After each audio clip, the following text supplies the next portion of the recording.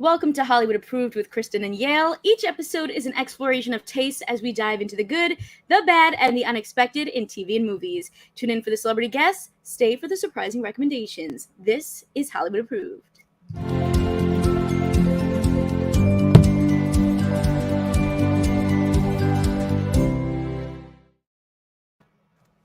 Yael, how are you? I'm so excited. Yes. So excited. We have an amazing guest joining us today. Do you want to do the honors? I do. For those who are in the know, our guest today is one of the writers from Pinecone and Pony, somebody who is so sweet and so wonderful. Taneka Stotts, hello. Hello. Toot. Hello. Thank you for joining us. How are you doing? I'm doing wonderful. Thank you for having me today. I'm so stoked. This is such an honor. Let's talk a little bit about Pinecone and Pony. Tell us about this. All right. So Pinecone and Pony is a fabulous, amazing adventure about Princess Pinecone and her lovable fat pony, Pony. It's a story about feeling self-confident, feeling awareness, the general heart of being a warrior, not just flexing your muscles and using your voice, but how you can utilize your heart and also your humanity at bringing out the best in you and everybody else around you. Ah, that is beautiful. And now this is adapted from a series. So can you tell us about that? What is that process like? What kind of, flexibility you have when you're adapting something? Absolutely. So this is from the incredible book, The Princess and the Pony by Kate Beaton, New York Times bestseller and also best friend. No, but no, a really great person who I absolutely love.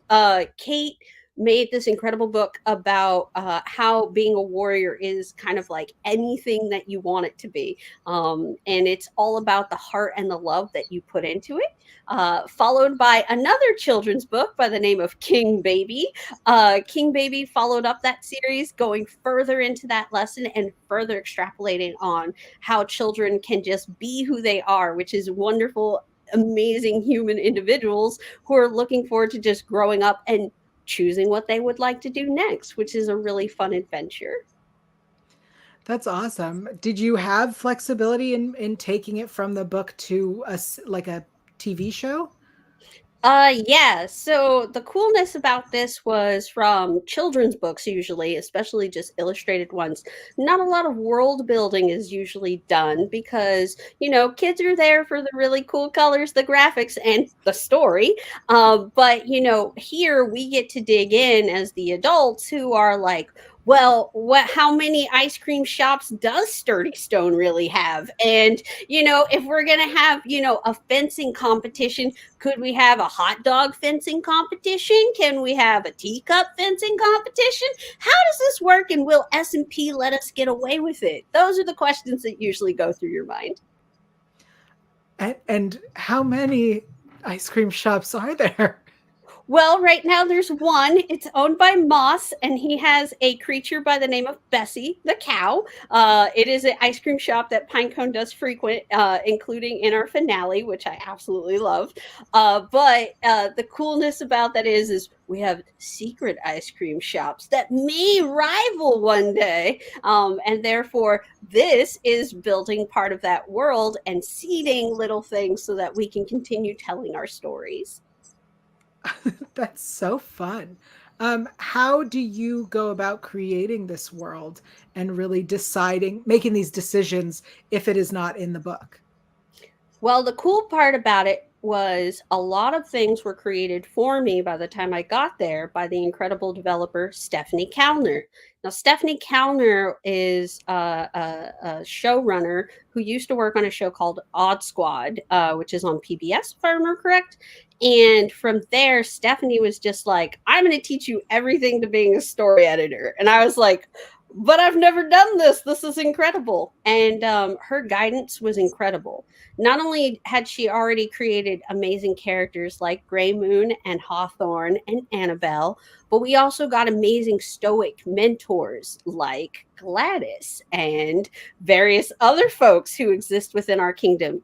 Queen Kimya, for instance, is one of my favorite, who happens to be Pinecone's mom. And I was really excited because I finally got to write a dope mom. And I do mean a dope mom. Like, she cares about her child, but what she cares most isn't like the usual lesson of, oh, well, you broke something, bud, but you didn't break my heart. But instead, it's more like, no, it's about the time that we spend together, and the relationship that we have is what makes us so great. And I kind of really love that we got to delve into the emotionality of the whole series and the people who were presenting those emotions. I love that. And you also talked about how, some of this was new to you and you were learning on this job. So I'm curious, like, how did you get into TV animation and writing for that? Like, what was your journey to get here? Okay, so I worked in publishing for like the last 13 years before this, and what ended up happening is one day I have a lit agent. They were like, "Oh, hey, I got an email for you from Cartoon Network," and I was like, "I'm sure that's spam. You should probably upgrade your filters." But in that email was a legitimate number and an email to email back to. So she verified that it was real. After we knew it was real and I stopped sweating, I was invited to a meeting. In this meeting, I thought, well, I better get dressed up and buttoned up. I was expecting to be around executives and like recruiters, pretty much people I would never see again in my life, because that's how those meetings go. Except when the meeting started, there was just one person. Their name is Rebecca Sugar. We sat and we talked for quite a long time, way over what we should have. And the next thing I knew, I was being offered opportunity of a lifetime, which was to not only meet Rebecca in person, but then to talk more about Steven Universe. And Rebecca didn't tell me that when we met finally in person, that I would also be meeting the entire Crooniverse, but they were also there as well. No pressure. Thank you, Rebecca. But I was able to keep my cool, talk about every old manga that I've ever loved, and finally ended up working in the studio with Jack Pendarvis from Adventure Time and Kate Sang, also from Adventure Time. Mind blown. Wow. That is so cool. That is amazing. And you've now worked on so many incredible shows, and so many incredibly diverse and inclusive animated shows. Some that are, some of our favorites as well, like Steven Universe, like Craig of the Creek, now Pinecone and Pony. So is that something now that you like seek out in your work to like tell those kinds of stories that are more, diverse and actually representing young people? And how important is that for you? Well, first, it's super important to me, because a lot of the times I would get asked questions when I was working in comics, which is, where do you see yourself in books? And I kind of both loathe and love that question.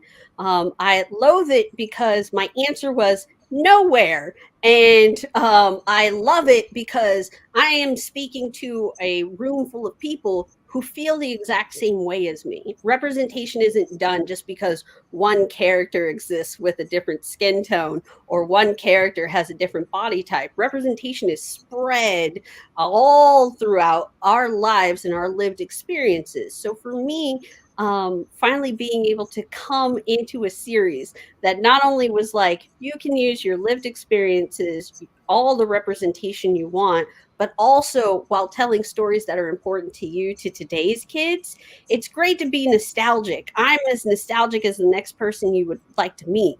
But we're talking to a generation that exists now, that needs assistance now, that needs to understand that all of the work that we've been doing in the background for however many years is actually going to come to fruition and make a platform that not only understands their voices, it hears them loud and clear and it speaks back to them.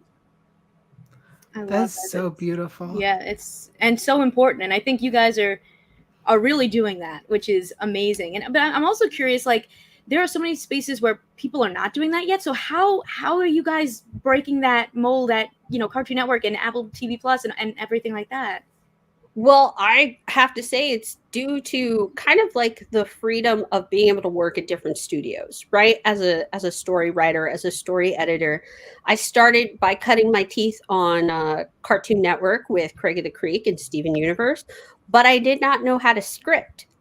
So I took a 6-month hiatus, taught myself how to script, and then the next show I landed after that was My Little Pony Pony Life. So it was kind of like, wow, being able to take the time not only to learn how to script, but to have so many blessed mentors in my life who have really just like helped me exceed my expectations to where I'm currently at. So like Jeff Trammell from Craig of the Creek was really vital to that as far as providing me with scripts.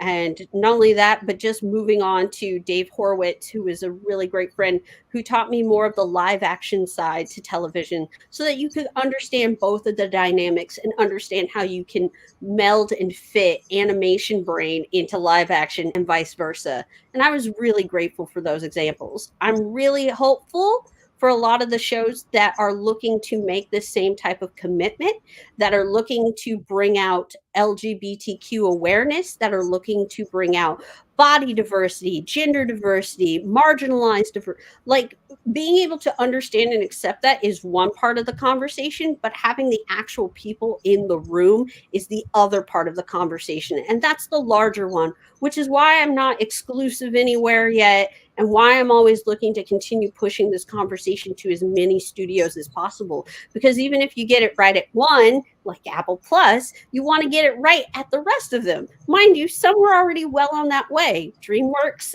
already had it with She-Ra and then some. Kipo and the Age of the Wonder Beast. I'm never going to neglect these things having persisted or existed before me. They're all part of the same chain. Oh man, I'm so excited for the future of animation. Absolutely. Well, let's head into our TV discussion. Let's start with our weekly question of the last thing that you watched.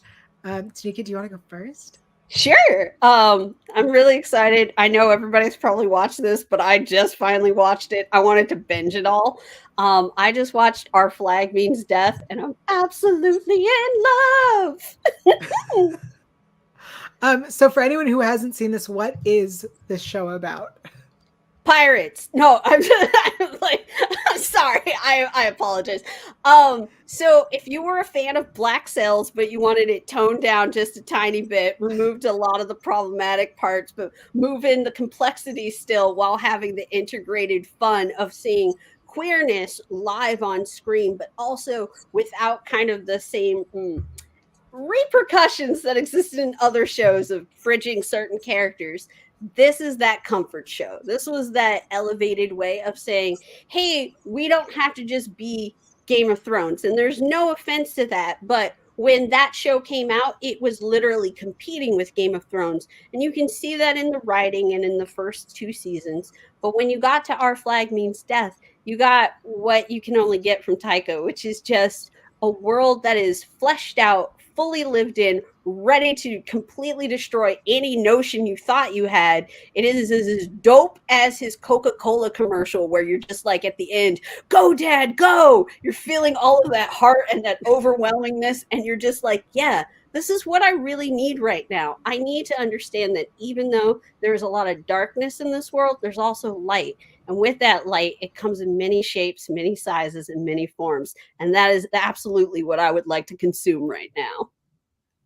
Oh, that sounds amazing. You sold me. I feel like I've heard the name mentioned a bunch of times, but I didn't know what it was about. And now that's what I'm going to be watching this evening. So all of my friends have binged it, and I'm the last person, and I need to sit down and watch it. In my group too, so don't worry. All right, now I have to watch it before Kristen, so she can be the last in this group. Okay, sounds good. Kristen, what is the last thing you watched? So the last thing I watched was this new Disney Plus movie called Sneakerella. It's based in New York, and it's set in this kind of the capital of sneaker culture, if you will, where this guy is the Cinderella, so to speak, and he's an aspiring sneaker designer.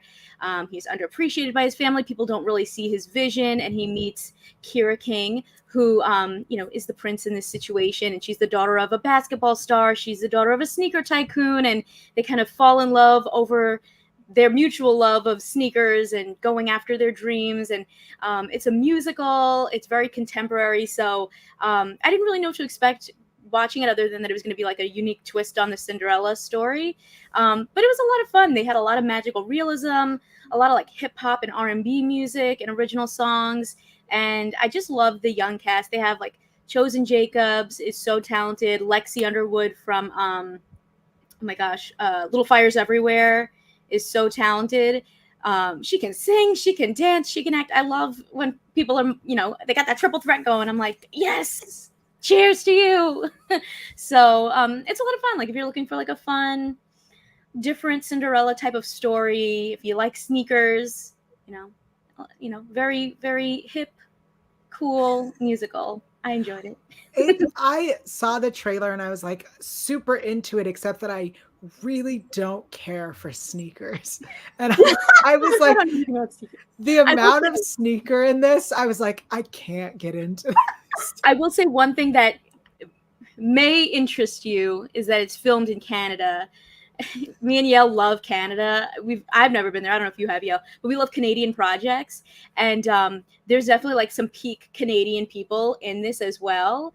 Like Robin Alomar, who was in oh my gosh, it was some like sci-fi dystopian show that was on Hulu a couple of years ago where Utopia Falls. Yes, exactly. So you watch Utopia Falls? Her and Devin Nakota, who is also in Utopia Falls. They're both in it. And Devin Nakota's character is openly gay and just is thriving and has really cool sneakers. So it's the sneakers for me. I just have to get past them. I'm gonna imagine their heels. Will bring you in. Just tell me that they remixed the Cinderella with Sneaker Fella. Anyway, no, I'm just kidding. Hilarious. That would have been so funny. Missed opportunity. Yeah. What about you? The last thing I watched was the Chippendale Rescue Rangers new movie. It is a comeback 30 years in the making. Chippendale Rescue Rangers features John Mulaney as Chip and Andy Samberg as Dale. It is about former Disney afternoon television stars in a modern day hybrid live action CG world in Los Angeles. This is a Disney Plus exclusive premiere coming out May 20th. And I'm going to tell you, I was not a big Chippendale person growing up.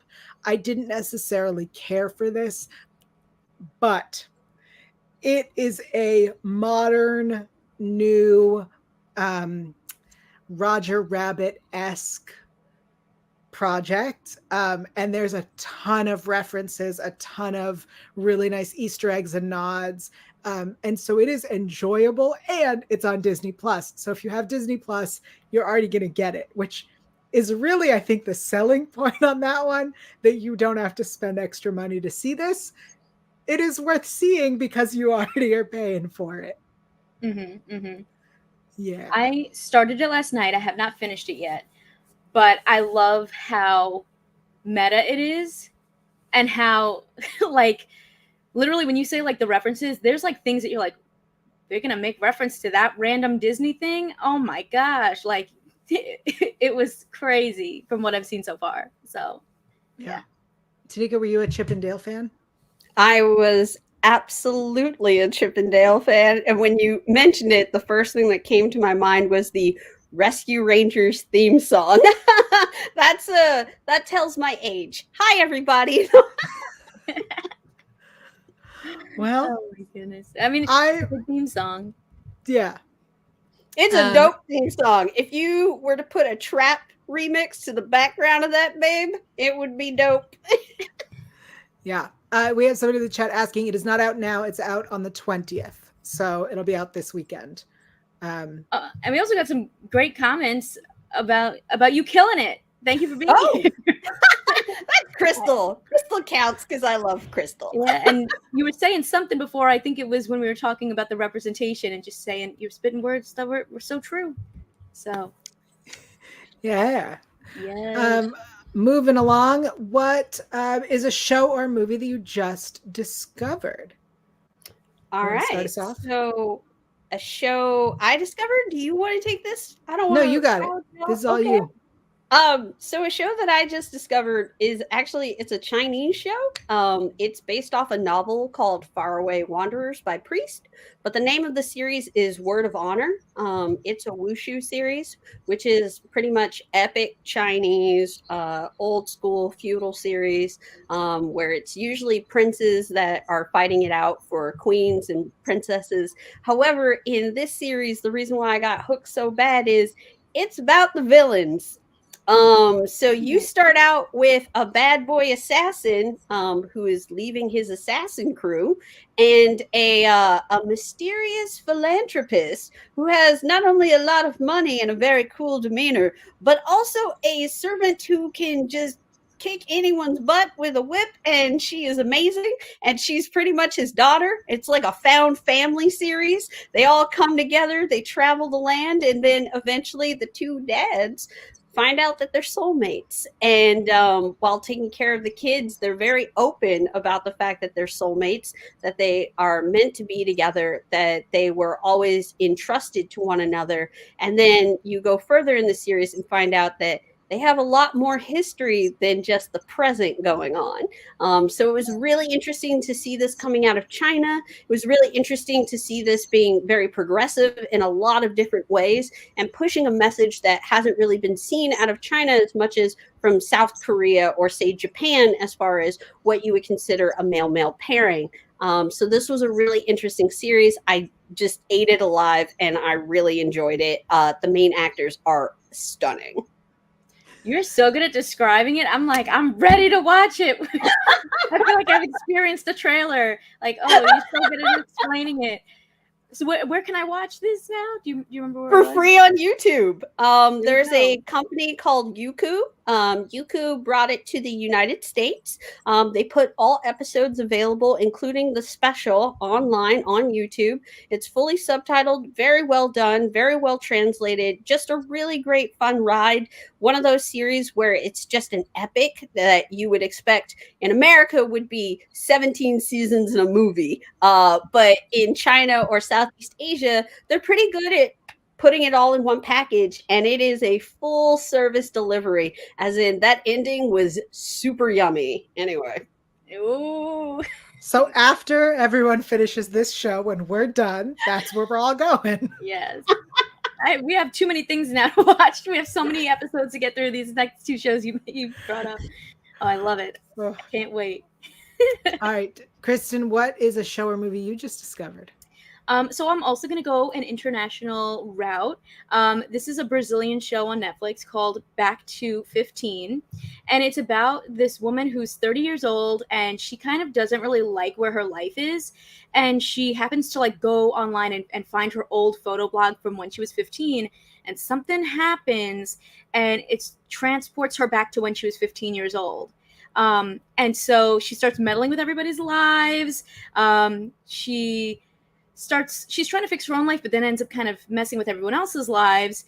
And at the end of every few episodes, she ends up like uploading another photo and going back to the present day, seeing what she's done so far, how it's changed things, and then going back again.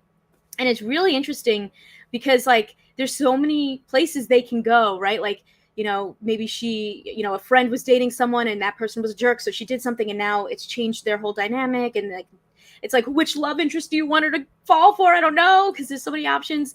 But it's really fascinating. I think they are going to do a second season. But you know, who doesn't love a nice time travel, especially when you like are really seeing the changes that the person's making as they're meddling. And just that whole like nostalgia of like, you know, she sort of had like a MySpace type of page or something, you know, like a photo. So it's like, oh yeah, I feel that. Going back to like the roots and literally going back in time. But yeah, so that one was a lot of fun. I recommend. You know, I love time travel. That's already on my list. Thank you. You're welcome. You're welcome.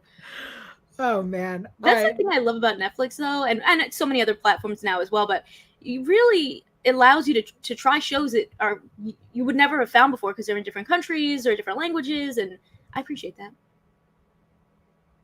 What about you, Yael? So I forgot to post a photo, but I rediscovered the pilot of Xena Warrior Princess. Whoa! Let me tell you, it is available on Roku channel. So I went back to check it out. First of all, forgot that it's Sam Raimi. It is, me too. Right? It's so campy. Like, I don't understand how when we watched it when it aired in 95, we didn't find it hilarious and we thought of it as like a serious action drama. It's so funny. Like, it's great. Also, it's so clear from the pilot, one, that Gabrielle is the gayest, and two, that like Xena and Gabrielle are obviously going to get together. It's so gay and it's so campy and it's so fun. And like the action in the pilot episode, there's like a fight sequence where her and Draco is the bad guy, and I kept shouting out Malfoy, but that's not his name. So they're fighting, and there it is. Thank you. Their feet are on top of the heads of the townspeople as they fight, and every time it like shows a wide shot, you can see that they're not standing on anyone's head. They're standing on some sort of bar or whatever, and it's just so funny. And the fighting, you're like, physics, people, this isn't possible. It's beautiful. It's so worth going back and rewatching. Everybody go back, enjoy Xena from the top. I'm here for Joxer the Mighty, so yes, I would totally do it. There were a lot of seasons, right? How long did that go? A lot. I want to say 8. But it was like 22 episodes. It was like, back in the day when they did full length seasons for a show that very much should have been 13 episode seasons. They didn't deny us, Xena. Yeah. I'm just saying, I'm going to go and rewatch this and be like, wow, a majority of the season is filler episodes where we don't further the plot. So yeah, I'm excited to start this journey, everybody. I've rediscovered Xena. Our next question, as we move on, is what is a favorite animated property? Ooh, this feels very, very on brand for us today. Y'all know you're wrong for this question. So wrong. I apologize. It should have been a favorite, not your the definitive favorite. What is the definitive? All right, so I cheated. There's 2. I had to go anime and I had to go Western. I apologize. But we are going to start with anime really quick because I'm absolute anime trash. We're going to start with Magic Knight Ray Earth, which is the kind of like original isekai series of all isekai. On top of that, it's one of the original Clamp-made series. It's about 3 girls who are all friends who end up going to another magical world, learning that they are magical girls fighting with large mechs. I want to point out that they are mechs. This is not just like little cute friendship and more. This was like one of the first series that kind of broke my little baby brain as far as powerful, just like really stalwart, hardcore girls who were going out there and were fighting against evil. Now, mind you, back in that time, the other examples I had for this were like Jim and the Hologram. And now, while all of our memories are really nostalgic of these properties, a lot of them were built to just be romance shows. And in fact, Jim and the Holograms turned into like what would have been a full romance show in its like second season iteration of it. So for me, going from that kind of heroism to this heroinism was really incredible and really stuck in my brain. Not only when I found out that they were all female writers at the time, when I was learning about Clamp and learning about their storytelling and learning about their empowerment, it was helping me develop my sense of self and my sense of inclusion and the ideas of where our strengths lie. A lot of that is born from friendship, and friendship is kind of a key core in a lot of animation series. Now for some hardcore nitty gritty. Let's just completely flip the script. Western animation. I was completely spoiled by Batman the Animated Series from 1992. This series completely pivotally changed my brain and the way that I thought about animation. It definitely was something I would consider my first form of like true adult animation that was coming on during prime time after school. And it was one of those series where to this day, the Clayface episode lives rent free in my brain. There you go. Wow. I Good love choices. That. Yeah, great choices. Oh, and I love how they like really, impacted you. That's and the work that you're doing. That's awesome. Kristen, what about you? Well, one of my favorite, since you're saying not definitive, but also maybe it is Craig of the Creek. I am a huge Craig of the Creek fan. I feel like I had never seen an animated show like this until it came out, where you're just telling this story of like this kid, his friends, their adventures in the creek, but also through the lens of like a young Black boy and his like really successful, positive family. And I think even over the course of the show, like they've just taken it to like new heights. Like in the last season, the third season, they really expanded, right? You guys expanded the scope of the creek.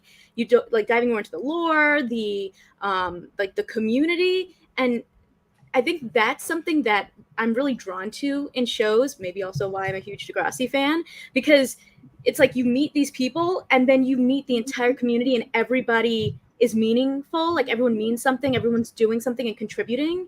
And you've really built a world. And that's one of the things that I love about this show. And also that the world is like genuinely diverse and representative and like works hard to get the inclusion right. So I just think Craig of the Creek is one of the best animated shows out there. That's my thoughts.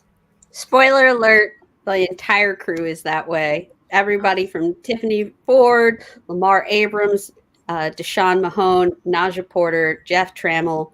It was one of the most diverse, most incredible crews that I ever had the pleasure of blessing. Like, thank them. They're incredible. Absolutely, absolutely. Thank you for your contribution, because really, really incredible show. Well, you both went with real good stuff. Come on. I'm taking us a real different direction. Reboot? Just kidding. No, nope. I'm going with Human Resources. Oh, this is a terrible photo.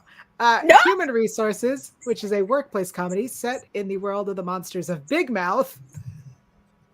So in my mind, Big Mouth and Human Resources are the same show. Because it's a spinoff that really it's at the same time. It feels like it's just a different chapter where they took a little detour and they'll come back to the show. For those who haven't seen Big Mouth, I'm pretty sure I talk about it here a lot. It's about kids going through puberty. And I usually hate cringe humor. I do not find it entertaining.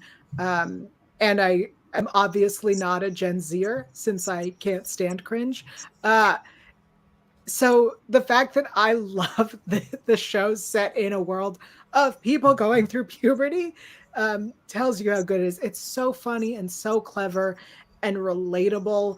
And even though these are kids in the current world, the writers were kids when I was a kid. So like it feels, even though they have cell phones that are dealing with social media and things that we didn't have when I was younger, it still feels very relatable. I also love that it is a diverse cast and crew, and that when they make a mistake, they fix it. And that there are all different body types, seeing as how specifically in Human Resources, they're not human. Like they're all monsters, so they all look different. My only complaint, and this is a complaint that I have for most animated shows, I can't stand when there is a nasally, gruff-voiced, loud woman voiced by a man, because there are plenty of us nasally, gruff-voiced, loud women that are available. So like, you don't need to have a man be a shrewd woman because there are shrewd women. But that's just me. That's just a pet peeve of mine. Yeah. Have you all watched Human Resources and or Big Mouth? No, unfortunately, I haven't. I know of it because my friends love it, but I haven't gotten to it yet because I kind of have a really long list. I know, right? We're like just adding to the list right now, too. It's fine. I will say it is, especially compared to the choices you all gave. These shows are vulgar. They are just vulgar. So you need to be ready for that. Because literally, Big Mouth is about little boys going through puberty. I mean, also girls, but definitely what the boys go through. And it's disgusting. I'll stick hanging out at the creek. I get it. I get it. And our final question for today is a show or movie with good representation, which feels also on brand for us today. Take it away. All right. I will just say I'm going to keep this one really clean, really simple, because this was really great representation, not just for me, but also for the television community at large. I'm going to say Pose. Stephen Cannell's amazing, incredible series that kind of like changed my entire ideal of what live action television could be. I know that a lot of people will say that it wasn't the most perfect, or there is no perfect representation. So really still just stop asking for it. But the point of this show was that it was the beginning of people no longer being able to say, but that idea won't work, because Stephen had heard that for many, many, many years when he had first introduced this show, to now its critically acclaimed success, to now its critically acclaimed awards that it's won. I just have to say that not only did it bring a different type of representation, but it brought that East Coast ballroom flair that people just don't understand and don't recognize and just did not know. It gave more people awareness about a sense of cultural identity, community, history. It gave the kind of building blocks for understanding ball culture. It gave you a gateway into understanding Paris is Burning. It gave you a gateway into understanding our elders. It gave you a gateway that you could start at, and then you could begin to branch out yourself. Go see what other queer and amazing media is out there, because we have so many movie festivals and so many TV shows and pilots and free shows on YouTube, but they're never really given the same amount of light or love in the larger media stream, because there's so much that is kind of disingenuous, that is trying to claim our voices for us or rewrite them in a certain narrative that isn't as constructive or as understanding as those of us who actually live it, that could do the exact same thing and get paid probably 50% cheaper because they'll never pay us the same, and still give you something that you will end up loving at the end of the day in your own separate ways. And that is the importance for our representation to exist on the screen in any way, shape, or form, small or large. It just needs to exist before we can start criticizing within a definitive doubt that it does not belong on the screen. Great points. I think this show also gave us queer superstars like MJ Rodriguez. Billy Porter broke out, and I'm so glad to see that. I agree. I think one of the amazing things was every time there is a character that is, let's say, trans on a show, casting will go, well, we can only find cis actors. And this show went, what if I just show you all the trans actors? What if I just go, hey, you need a trans actor? They're all here. They exist. They all exist. You don't need to put a cis actor in that role. Mm-hmm. And I think that's what's so great, is that this show did not shy away from calling out this industry and being like, hello, So yes, Pose is an incredible show. Absolutely. Kristen, what do you got for us? So the show that I feel has great representation, unfortunately, just canceled, but still amazing. The Babysitters Club. I love it. I mean, I grew up with Babysitters Club, and I just love that they really were like, okay, we're going to take what we know, but also like modernize it even more. You know, you got these five middle school best friends. They're launching their own business. They always treated, I feel like even in the books, the girls with respect. Like they were kind of like little mini adults. You know, they had their own business. You know, people, the adults in the show and books and whatnot treated them seriously. And now you had more women of color. You know, young women of color in this story. The fact that, like, I don't know, as a Latina, I could be like, oh my god, I could be in the Babysitters Club. Like, it's such a small thing, but even like as a 30-year-old person, I'm like, yeah, yes. It makes me feel empowered to think like, you don't have to always cast the same thing that you've seen over and over again just because that's what it's been. There's no reason to have to do that. And so the fact that they didn't, and they broke out and gave us something different, was just so exciting. And then the storylines they tackled were amazing too. Like, there was a whole storyline where they were babysitting a transgender child and had to kind of deal with that experience when maybe things were going on, and how did they handle that, you know, and also dealing with divorce and religion, and you know, they dealt with so many things, but in a way that I think is very digestible for kids and their families to like watch it together and feel like, oh, I see myself in that, or oh, I see these experiences and I'm like learning from that, and just talking to kids like they're people, not like talking down to them. And so very sad that the Babysitters Club was canceled, but I'm glad that we at least got the 2 seasons we got, because they were great. And I'm just a stan. I'm a Babysitters Club stan since childhood. So I was too. You Between too? Boxcar Kids, if I had to Yes. choose, and Babysitters Club or All American Girl, it was always Babysitters Club. And the only thing that beat that was literally Goosebumps. Yes, literally same. Literally same.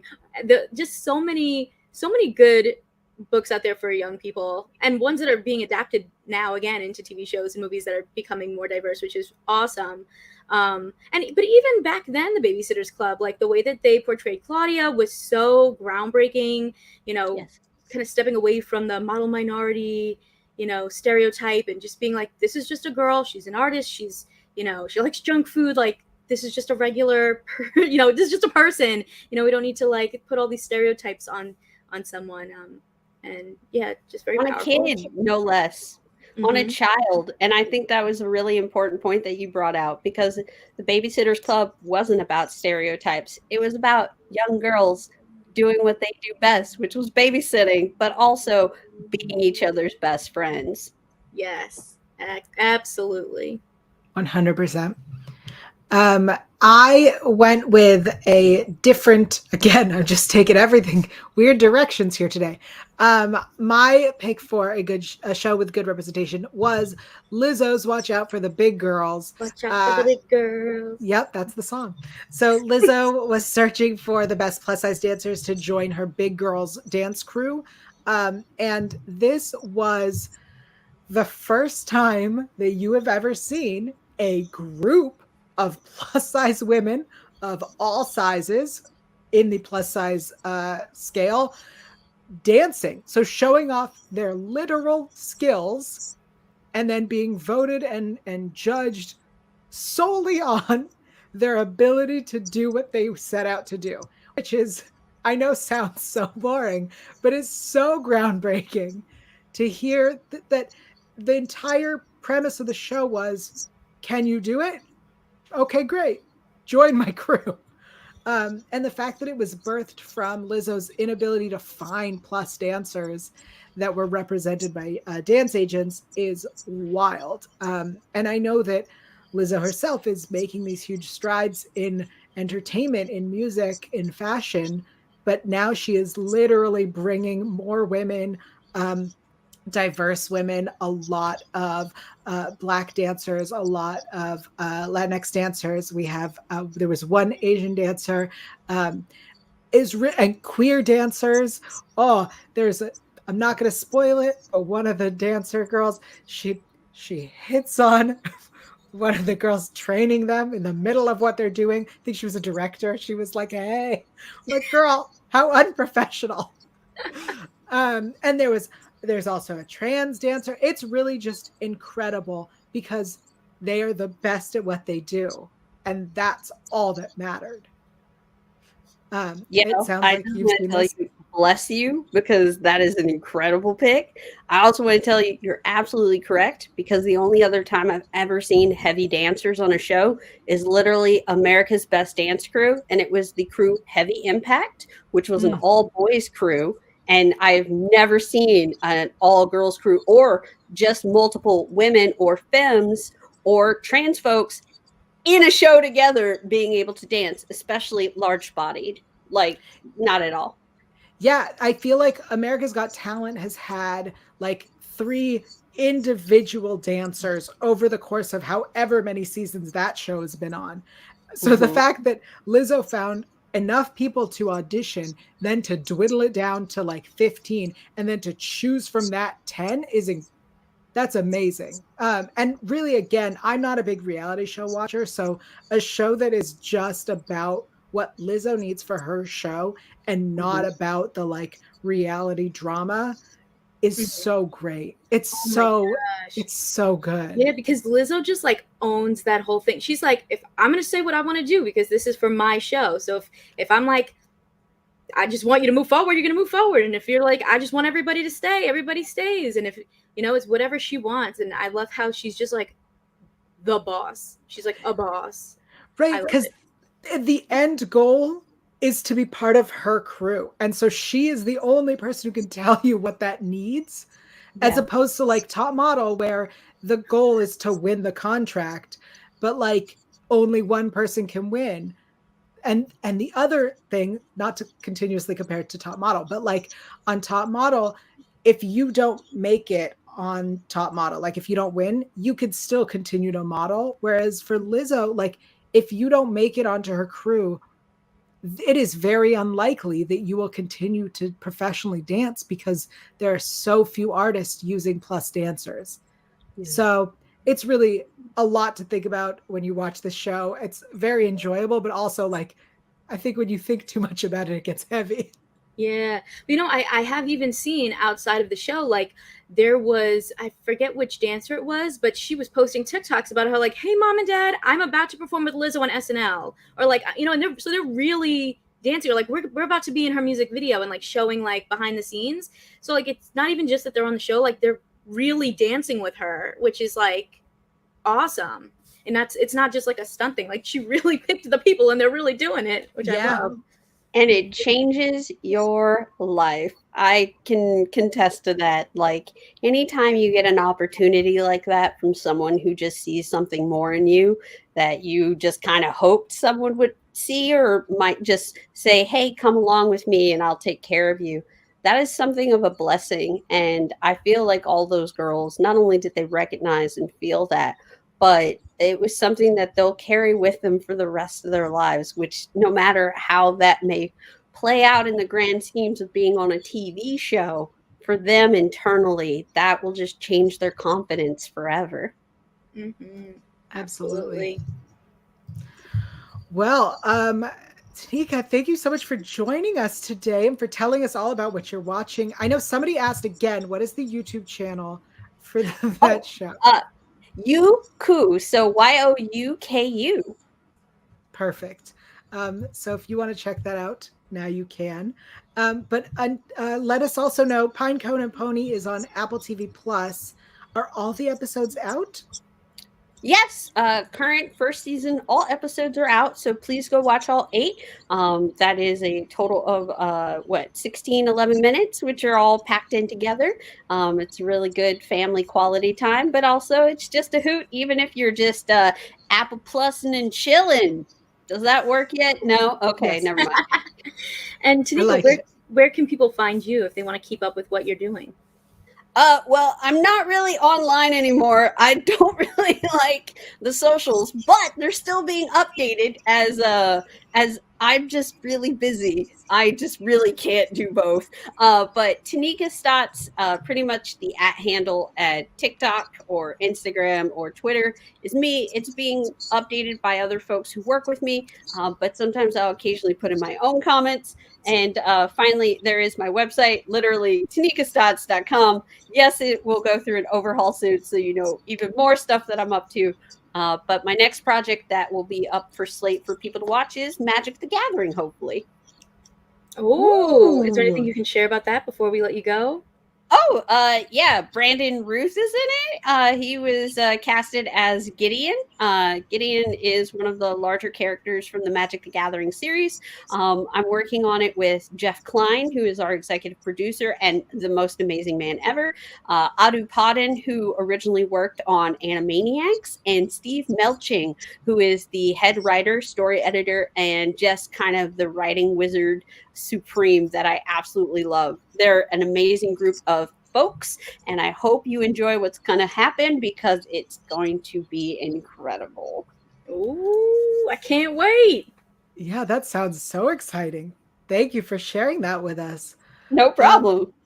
Before we go, we want to remind you that the Hollywood Critics Association has a lot of amazing content coming out every week on this channel, including after shows and Pop Council on Mondays. So make sure you have subscribed to this channel. Until next time, Kristen, where are you on the internet and what are you up to these days? Yeah, you can find me everywhere at Kaymaldo, Kaymaldo, and popcultureplanet.net, where I talk about inclusion and representation through the entertainment lens. And my podcast, Pop Culture Planet, is in its 3rd season, so feel free to stop on by. Yeah. What about you, Yael? I am everywhere on the internet at Yael Tygiel. That is YAELTYGIEL. You can find me on Sundays for the podcast for the greatest show of all time, Law and Order Special Victims Unit. The podcast is called Law and Order S Review. Check that out wherever you listen to podcasts. And on Sundays, we live stream on the Fanversation YouTube channel. I also have this, so you can find me here every week with Kristen. And the official Leverage Redemption after show on the Electric Now app. So if you watch Leverage Redemption, you want to watch the official after show, all the secrets are there. So check that out on Electric Now. And that's it for us. We'll see y'all next time.